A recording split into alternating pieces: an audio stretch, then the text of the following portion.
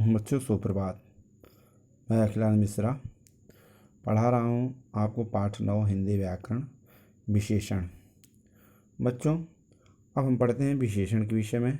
विशेषण किसे कहते हैं पहले जानेंगे हम। विशेषण वे शब्द जिनके द्वारा संज्ञा सर्वनाम की विशेषता का बोध हो उन्हें विशेषण कहते हैं। विशेषण का तात्पर्य है विशेषता अर्थ बताने वाला, अर्थात जो शब्द विशेष्य की विशेषताओं को इंगित करते हैं उन्हें विशेषण कहा जाता है। जैसे कि हम देख रहे हैं चित्र में, हिंदू मुस्लिम सिख ईसाई सब हैं भाई भाई भाई। भारतीय संस्कृति विविधता में एकता को समाहित किए हैं। यह चित्र यही प्रदर्शित कर रहा है।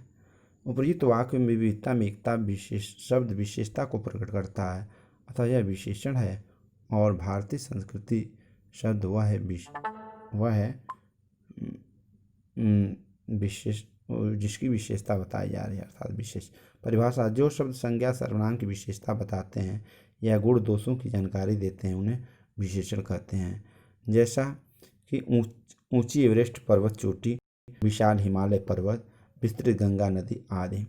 परिभाषा जो शब्द संज्ञा और सर्वनाम के गुण दोष रूप संख्या मात्रा आदि विशेषताओं को वर्णित करते हैं उन्हें विशेषण कहलाते हैं। जैसा कि देखिए विशेषण पढ़िए। विशेष्य संज्ञा अथवा सर्वनाम के वे शब्द जिनकी विशेषता बताई जाती है उन्हें विशेष्य कहते हैं। जैसे वह लंबी लड़की है, तो लंबी क्या है, विशेष्य हो गया। उपयुक्त वाक्य में लड़की संज्ञा शब्द की विशेष्य है, लड़की संज्ञा शब्द की विशेष्य है और विशेषण उसकी लंबाई है।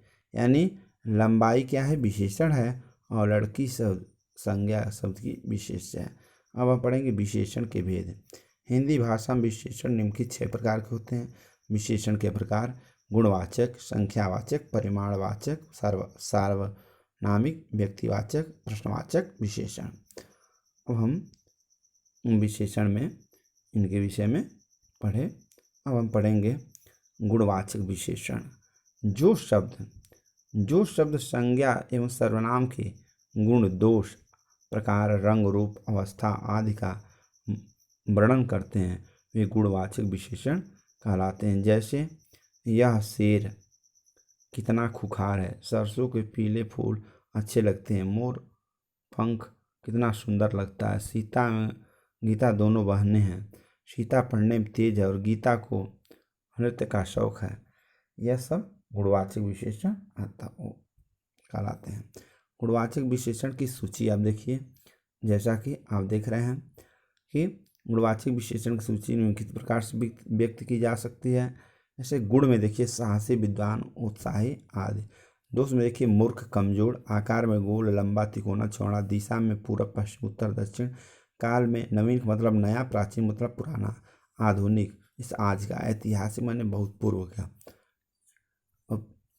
स्वाद मीठा खट्टा, स्थान भारतीय विदेशी, रंग लाल हरा पीला नीला जो भी है, ध्वनि मधुर कर्कश, तीव्र दशा, स्वास्थ्य कमजोर बीमार अचेत, अवस्था में युवा वृद्धा बाल्या किशोर, स्पर्श में मुलायम कोमल कठोर मृदुल, गंध में सुगंध दुर्गंध नशीली, स्थिति में सुख दुख उदास प्रसन्न। यह गुणवाचक विशेषण के उदाहरण हैं। संख्यावाचक विशेषण में देखिए, कोरा संख्यावाचक विशेषण में जो शब्द संज्ञा एवं सर्वनाम की संख्या या क्रम का बोध कराते हैं उन्हें संख्यावाचक विशेषण कहलाते हैं। जैसे देखिए यहाँ क्रिकेट हो रहा है, इस क्रिकेट में जो खिलाड़ी हैं वो कुल 11 लड़के हैं जो एक साथ मिलकर के क्रिकेट खेल रहे हैं। अब जैसे यहाँ देखिए, यहाँ 4 बहन हैं, तो ये दोनों लड़की कह रहे हैं, एक लड़का कह रहा है मेरी 4 बहनें हैं। अब इसके आगे हम पढ़ेंगे, आगे थोड़ा सा छोटा कर लीजिए। अब आगे हम पढ़ेंगे परिमाणवाचक विशेषण। तीसरा क्या हो गया, परिमाणवाचक विशेषण। परिमाणवाचक विशेषण को संकेतवाचक विशेषण भी कहा जाता है। जो संज्ञा या सर्वनाम की मात्रा या नाप तौल की जानकारी देते हैं उन्हें परिमाणवाचक विशेषण कहते हैं। जैसा कि सर्वनाम, जैसा कि देखिए मेरे पिताजी ने 5 किलो आम खरीदे, तो यहाँ क्या है, नाप तौल हुआ है, 5 किलो जो है उसको तौला गया है।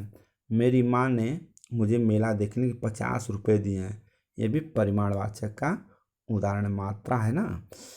उसके बाद देखिए सार्वनामिक या संकेतवाचक विशेषण। ऐसे सर्वनाम शब्द जो संज्ञा से पहले आकर उनकी विशेषता बताते हैं, उन्हें सार्वनामिक विशेषण कहते हैं। जैसे पीले रंग की साड़ी पहने हैं वे मेरी माँ है। एक लड़की कह रही है कि जो पीले रंग की जो साड़ी पहनी है वह मेरी माँ है। यह संकेत के द्वारा यह लड़की बता रही है।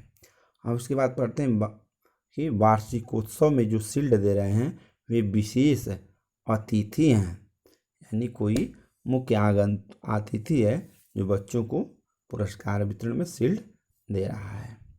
अब हम पढ़ते हैं व्यक्तिवाचक विशेषण में। व्यक्तिवाचक विशेषण में जो शब्द व्यक्तिगत संज्ञा के संबंध को किसी वस्तु के साथ बताते हैं उन्हें व्यक्तिवाचक विशेषण कहते हैं। जैसा कि आप देखिए जैसे कि भागलपुरी चादर बहुत मशहूर है, यानी बिहार में एक ज़िला है भागलपुर, वहाँ की जो चादर है वो भारत की बहुत मशहूर चादर जानी जाती है। काबुली चना में बहुत स्वादिष्ट लगता है। काबुली चना खाने में बहुत स्वादिष्ट लगता है, तो उसमें क्या है, इसकी गुण है, इसलिए व्यक्तिवाचक विशेषण कहलाता है। अब हम पढ़ते हैं आगे चल करके प्रश्नवाचक विशेषण।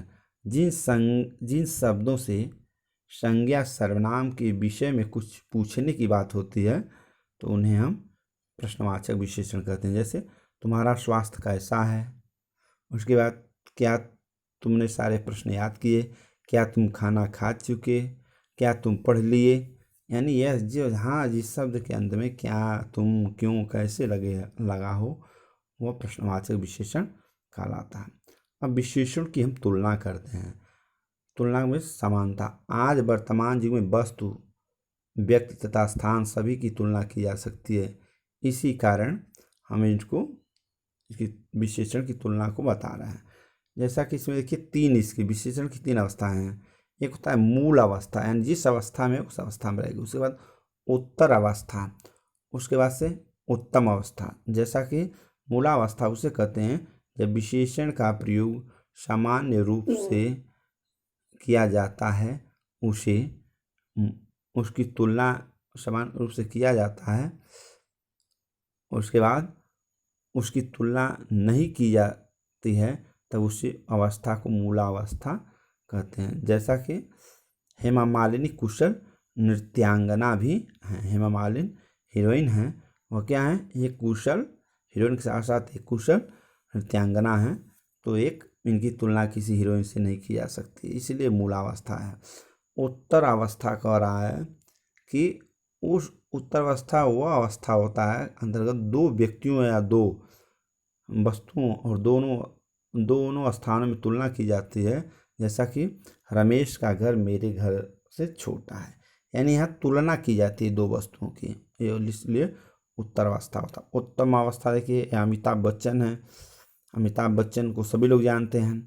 जैसा कि इसमें कहा है कि उत्तम अवस्था के अंतर्गत 2 या 2 से अधिक व्यक्ति, वस्तुओं तथा स्थानों की तुलना की जाती है तथा किसी एक को सबसे अच्छा, सबसे बुरा कहा जाता है, उसे हम क्या कहते हैं, उत्तम अवस्था कहते हैं। जैसे अमिताभ बच्चन सर्वश्रेष्ठ कलाकार हैं, ये तो सत्यवाद है भाई।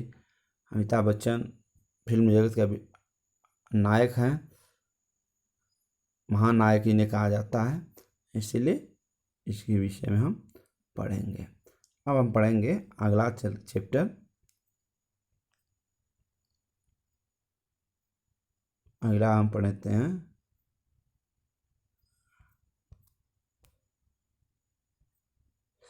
विशेषण की अवस्था के रूप परिवर्तन। जैसा कि आप देख रहे हैं विशेषण की अवस्था के रूप परिवर्तन को दो प्रकार से जानते हैं। जैसा कि आप देखिए अधिक या सबसे अधिक का प्रयोग कब करते हैं। दूसरा, संस्कृत के तत्सम शब्दों के साथ तर या तम प्रत्यय लगाकर से देखिए अधिक या सबसे अधिक का प्रयोग से मूलावस्था, उत्तरावस्था और उत्तमावस्था से एक चीज़ देखिए क्रम संख्या एक में तेज का अधिक तेज हो गया और सबसे अधिक तेज हो गया। तो उत्तमावस्था में सबसे लग जाता है, उत्तमावस्था में अधिक लग जाता है और मूलावस्था में तेज होता है। उसी प्रकार तर या तथा तम प्रत्यय लगाकर मूलावस्था में देखिए दृढ़ का, उसको उत्तमावस्था में दृढ़तर, उसके बाद उत्तमावस्था में दृढ़तम। इसी प्रकार बहुत सारे उदाहरण दिए हैं, आप देख लीजिए। उसके बाद से आ जाइए मूलावस्था में मधुर, मधुरतर, मधुरतम, उत्कृष्ट, उत्कृष्टतर, उत्कृष्टतम, श्रेष्ठ, श्रेष्ठतर, श्रेष्ठतम, ये सब है। विशेषण शब्दों का रूपांतर, हम विशेषण शब्दों का रूपांतर निम्नलिखित 3 प्रकार से करते हैं। विशेषण शब्दों के रूपांतर के प्रकार लिंग के कारण, वचन के कारण और कारक के कारण। तो जैसे कि मीतू का छोटा भाई परीक्षा में अव्वल रहा, लता की छोटी बहन ने साइकिल प्रतियोगिता जीती। वचन के कारण जैसे जितेंद्र ने हरी शर्ट खरीदी और महेंद्र ने लाल पेन खरीदा। तो ये वचन के कारण हो गया, ठीक ना, दोनों में वचन के कारण हो गया। और इसमें जो है लिंक है, जैसे मीतू का छोटा भाई परीक्षा में अव्वल रहा, लता की छोटी बहन थी, इसमें भाई और बहन को, लता की एक छोटी बहन है और नीतू का एक छोटा भाई है। और वचन में देखिए जितेंद्र ने हरी शर्ट खरीदी और महेंद्र ने लाल पेन खरीदा। तो इसमें क्या हो गया, वचन के हिसाब से हो गया। कारक के हिसाब से छोटी लड़की ने खो खो खेला, बड़े लड़के ने पतंग उड़ाई। कारक है, कर्ता कारक इसमें दिया गया है। उसी प्रकार हम पढ़ते हैं विशेषण की रचना। विशेषण की रचना 6 प्रकार से की जा सकती है। संज्ञा, सर्वनाम, क्रिया, अव्यय, उपसर्ग और प्रत्यय। अब हम पढ़ते हैं इसको, संज्ञा की विशेषण की रचना। संज्ञा में देखिए इतिहास का हो जाता है विशेषण में ऐतिहासिक, मास का हो जाता है मासिक। इसी प्रकार संस्कृति का सांस्कृतिक और वर्ष का वार्षिक। इसी प्रकार हम आगे और पढ़ते हैं। जैसे संज्ञा में होता है संचय, संचित, स्वाद, आदेश। सर्वनाम से विशेषण रचना जब करते हैं तो मैं का मेरा, हम का हमारा। क्रिया से विशेषण की रचना करते हैं दौड़ना का दौड़ाऊं, भागना का भगोड़ा। इसी प्रकार अव्यय से विशेषण की रचना होती है भीतर का भीतरी, पीछे का पिछला। इस प्रकार हम पढ़ते हैं।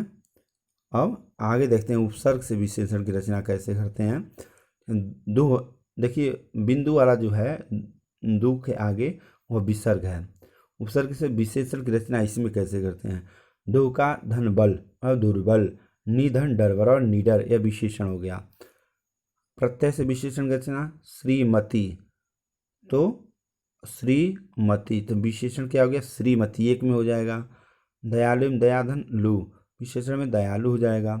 उपसर्ग और विशेषण से प्रत्यय की रचना। उपसर्ग धन शब्द धन प्रत्यय बराबर विशेषण, सत धन मार्ग धन ई बराबर सन्मार्गी। और एक देखिए छोटा सा दोहा दिया है, जो संज्ञा और सर्वनाम की विशेषता बतलाता है, यह विशेष के पहले आकर उसको खूब सजाता है। इसको याद कर लीजिएगा बच्चों, सार संक्षेप मेहनत से पढ़ लीजिएगा।